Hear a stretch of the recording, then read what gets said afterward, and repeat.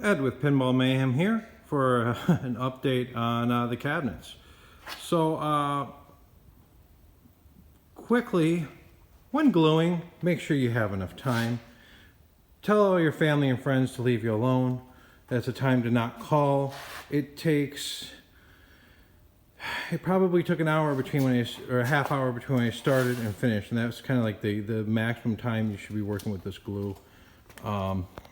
A lot of clamping. You can see I have this coming out. I'm gonna give it some time to cure, at least probably 2 days before I pop these clamps off. One thing to keep in mind is I got this clamp here, but I don't have it cranked. You can accidentally pull in the bottom. And if you do that, you're SOL. You pretty much have to just kind of live with it, or make sure you paint it all right. That's one thing to keep an eye on, that straight line. See if you can, seeing down the cabinet if you can. This was, it's bad enough that trying to get it just back to strength. Now, when I get it all done, I'm gonna go back and I'll show you guys how I get it repaired. But right now, strength is the key. And don't sweat too many mistakes. I got these boards in, which is gonna help strengthen the whole thing up. Got the corners in again, like I did on the other one. Glue is dripping. One thing, when you're gluing also, make sure you don't care about what you're on top of. Either put plenty of cardboard down or not care. Don't try to clean up those glue spots. Let them drip. When it all gets done, you take a putty knife, they'll pop right off the concrete. So here's the other side. You can kind of see where I still got rough glue to pull off. I ended up using some metal because it was nice and straight. You can kind of get a good idea of that line down there. Plenty of pieces I got to put into here. Plenty of repair, but at least, even this I could clean out with a chisel later. But it's coming together. It's going to be strong enough that if I needed to, I could lightly sand the bottom of this and pop it up. But one look at the pants is I just sanded the black-sided cabinet to get as much of the black off as I could. I'm not overdoing it. And I also kind of, when I was all done with the sandpaper, I just went over everything I want to paint just quickly, just to kind of rough it up. But you need to cut that sheen off if you want paint to stick right. I need to hit, this is still a little bit too shiny right here, hit that again. I'll hit that with a piece of loose sandpaper. Kind of see, there's still black on there, but it's going to make it a lot easier to cover.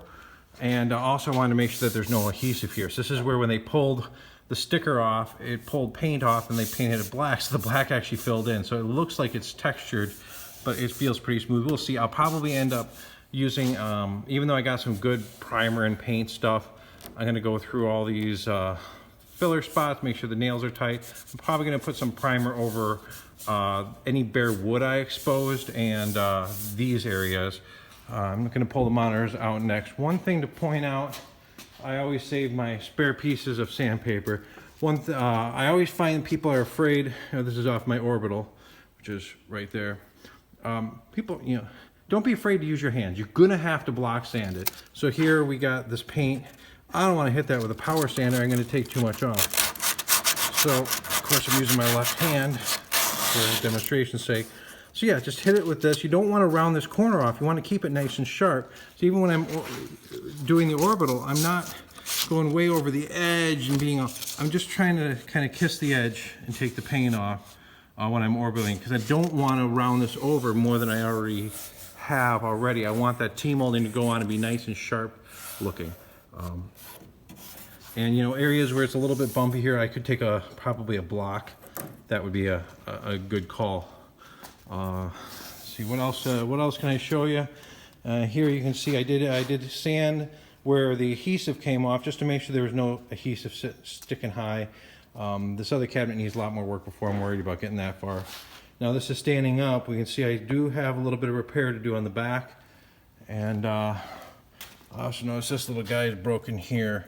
So I'm going to do is I'm going to just drill a shallow hole in this, pop a little penny nail in, and then I'll just glue and clamp this. I'm going to probably pull the monitor out of this cabinet next, mark which one it came from, finish the repairs on here when it's sitting on the floor. But it's coming along. This is a dirty day. It's time for me to take a shower and grab a cold one. So thank you for watching. I'll give you another update tomorrow.